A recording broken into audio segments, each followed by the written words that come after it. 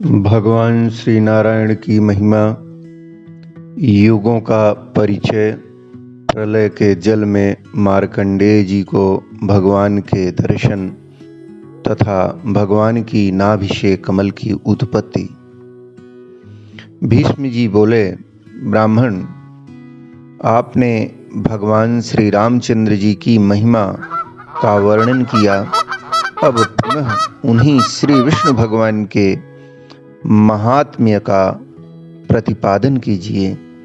उनकी नाभि से जब सुवर्णमय कमल कैसे उत्पन्न हुआ, प्राचीन काल में वैष्णवी सृष्टि कमल के भीतर कैसे हुई, महात्मन मैं श्रद्धापूर्वक सुनने के लिए बैठा हूँ, अतः आप मुझे भगवान नारायण का यश अवश्य सुनाएं। पुलत्स्य जी ने कहा, कुरुश्रेष्ठ, तुम उत्तम कुल में उत्पन्न हुए हो, अतः तुम्हारे हृदय में जो भगवान श्री नारायण के सुयश को सुनने की उत्कंठा हुई है, यह उचित ही है। पुराणों में जैसा वर्णन किया गया है, देवताओं के मुख से जैसा सुना है, तथा द्वैपायन व्यास जी ने अपनी तपस्या से देखकर जैसा बतलाया है, वह अपनी बुद्धि के अनुसार मैं तुमसे कहूंगा। यह विश्व परम पुरुष श्री नारायण स्वरूप है। इसे मेरे पिता ब्रह्मा जी भी ठीक ठीक नहीं जानते, फिर दूसरा कौन जान सकता है। वे भगवान नारायण ही महर्षियों के गुप्त रहस्य, सब कुछ देखने और जानने वालों के परम तत्व, आध्यात्म वेत्ताओं के आध्यात्म अधिदैव तथा अधिभूत हैं। वे ही परमर्षियों के परम ब्रह्म हैं।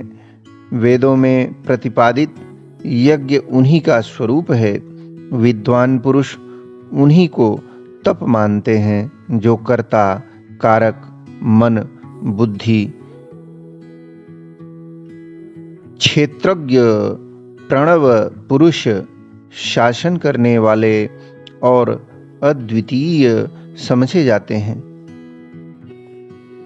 जो 5 प्रकार के प्राण, अपान, व्यान, उदान और समान, ध्रुव एवं अक्षर तत्व हैं, वे ही परमात्मा नाना प्रकार के भाव द्वारा प्रतिपादित होते हैं।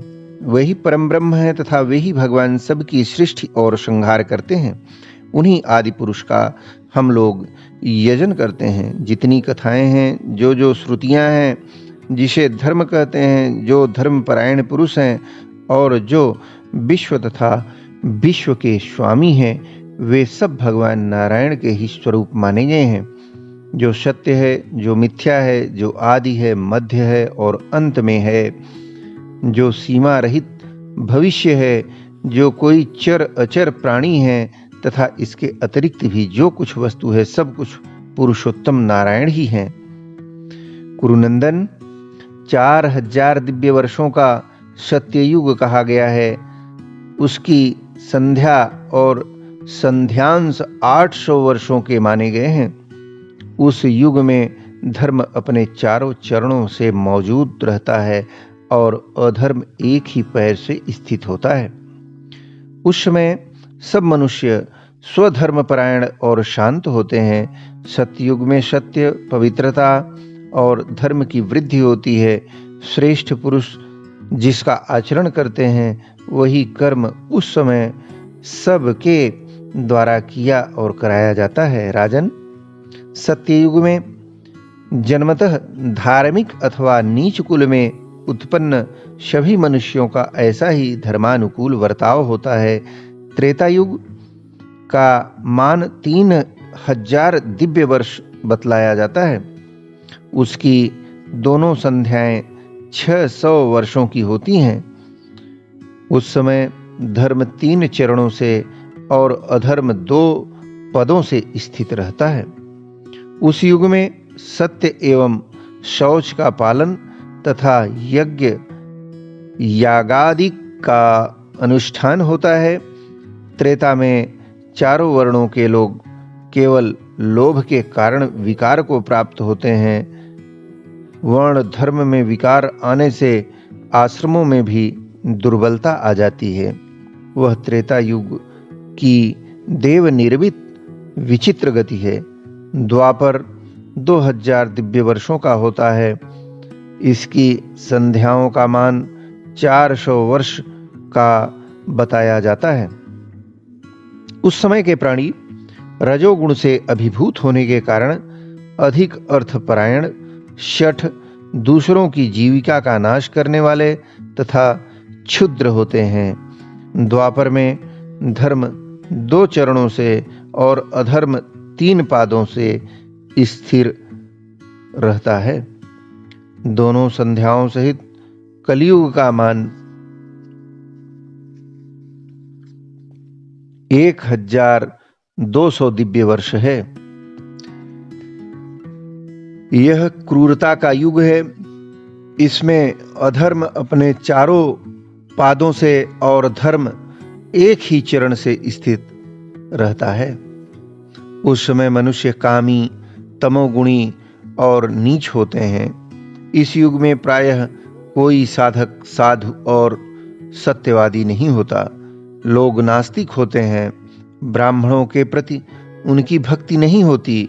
सब मनुष्य अहंकार के वशीभूत होते हैं। उनमें परस्पर प्रेम प्रायः बहुत ही कम होता है। कलयुग में ब्राह्मणों के आचरण प्रायः शूद्रों के से हो जाते हैं। आश्रमों का ढंग भी बिगड़ जाता है।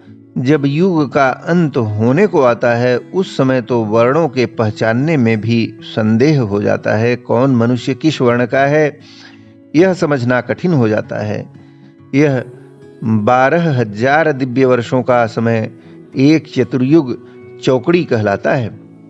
इस प्रकार के 1000 चतुर्युग बीतने पर ब्रह्म का एक दिन होता है। इस प्रकार ब्रह्मा की भी आयु जब समाप्त हो जाती है तब काल संपूर्ण प्राणियों के शरीर की आयु पूरी हुई जान जगत का संहार करने के लिए महाप्रलय आरंभ करता है। योग शक्ति संपन्न सर्वरूप भगवान नारायण सूर्य रूप होकर अपनी प्रचंड किरणों से समुद्र को सोख लेते हैं। तदंतर श्री हरि बलवान वायु का रूप धारण कर सारे जगत को कंपाते हुए प्राण, अपान और समान आदि के द्वारा आक्रमण करते हैं। घ्राणेन्द्रिय का विषय घ्राणेन्द्रिय तथा पार्थिव शरीर ये गुण पृथ्वी में समा जाते हैं। रसनेन्द्रिय उसका विषय रस और स्नेह आदि जल के गुण जल में लीन हो जाते हैं। नेत्रेंद्रिय उसका विषय रूप और मंदता, पटुता आदि नेत्र के गुण हैं। ये अग्नि तत्व में प्रवेश कर जाते हैं। वागींद्रिय और उसका विषय स्पर्श और चेष्टा आदि वायु के गुण हैं। वे वायु में समा जाते हैं। श्रवणेन्द्रिय और उसका विषय शब्द तथा सुनने की क्रिया आदि गुण आकाश में विलीन हो जाते हैं। इस प्रकार काल रूप भगवान एक ही मुहूर्त में संपूर्ण लोगों की जीवन यात्रा नष्ट कर देते हैं। मन, बुद्धि, चित्त और क्षेत्रज्ञ ये परमेष्ठी ब्रह्मा जी में लीन हो जाते हैं और ब्रह्मा जी भगवान ऋषिकेश में लीन हो जाते हैं। पंचमहाभूत भी उस अमित तेजस्वी त्रिभुवन में प्रवेश कर जाते हैं। सूर्य, वायु और आकाश के नष्ट हो जाने तथा सूक्ष्म जगत भी लीन हो जाने पर अमित पराक्रमी सनातन पुरुष भगवान श्री विष्णु सब को दग्ध करने अपने में समेटकर अकेले ही अनेक सहस्त्र युगों तक एकार्णव के जल में शयन करते हैं। उन अव्यक्त परमेश्वर के संबंध में कोई व्यक्त जीव यह नहीं जान पाता कि वे पुरुष रूप कौन हैं। उन दैव श्रेष्ठ के विषय में इसके सिवा दूसरा कोई कुछ नहीं जानता। भीष्म एक समय की बात है, सुनो। महामुनि मार्कंडेय को एक कार्णव के जल में शयन करने वाले भगवान कौतूहलवश अपने मुख में लील गए।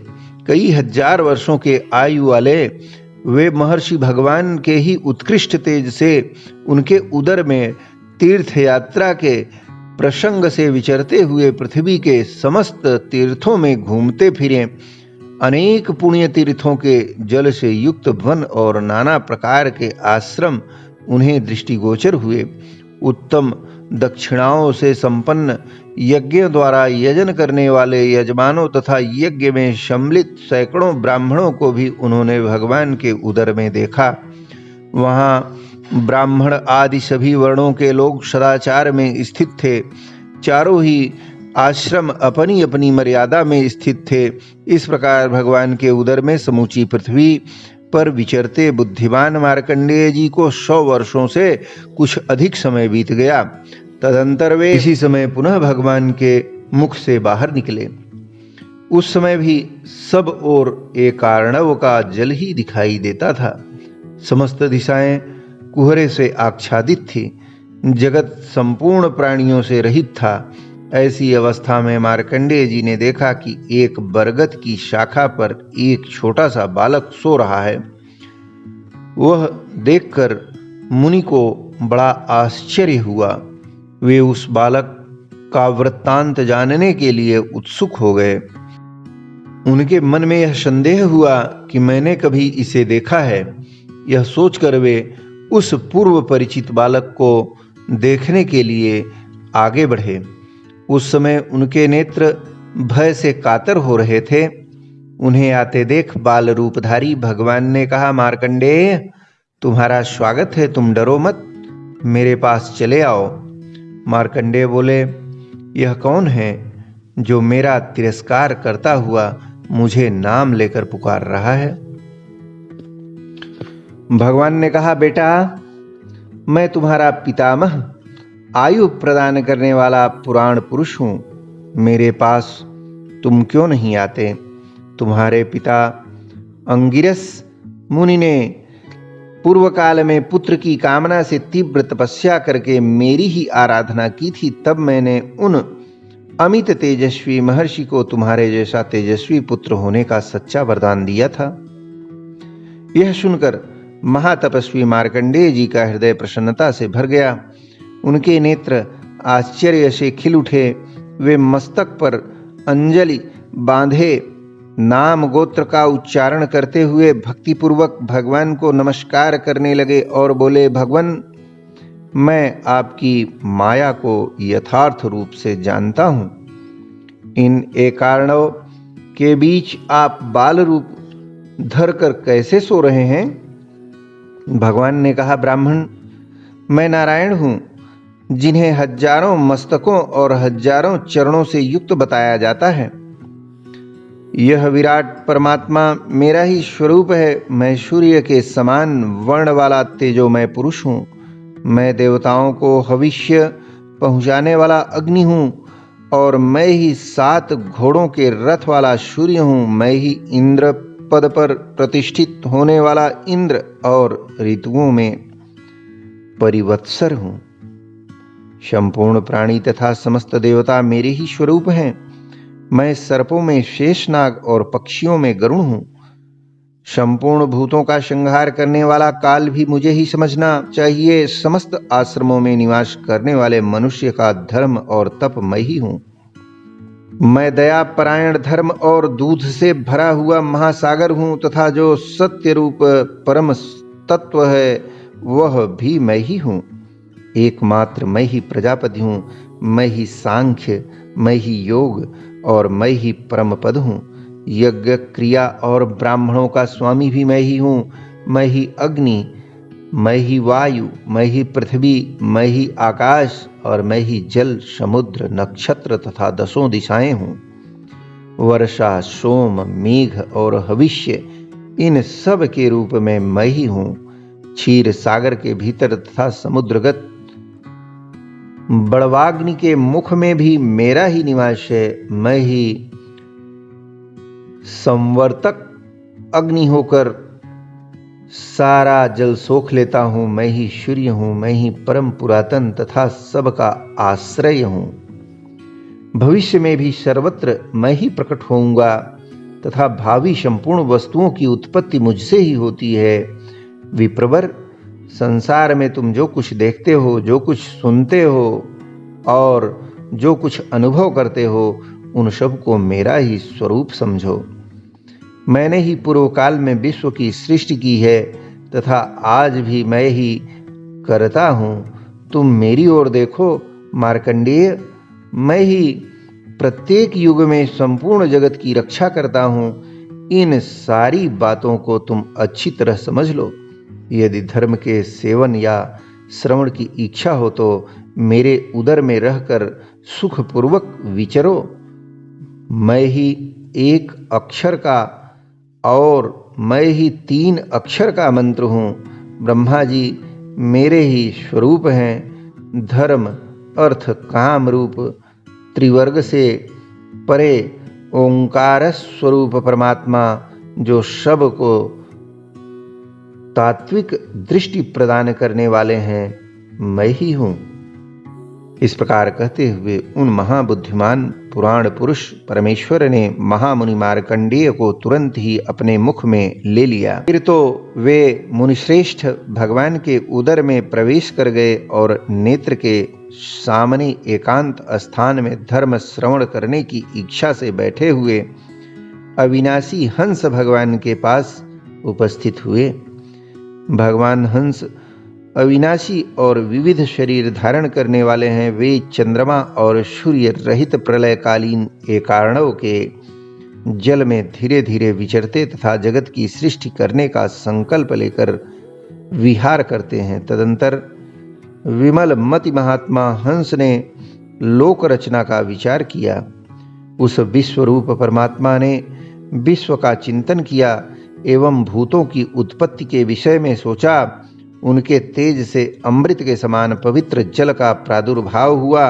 अपनी महिमा से कभी च्युत न होने वाले सर्वलोक विधाता महेश्वर श्रीहरि ने उस महान जल में विधिवत जल क्रीड़ा की।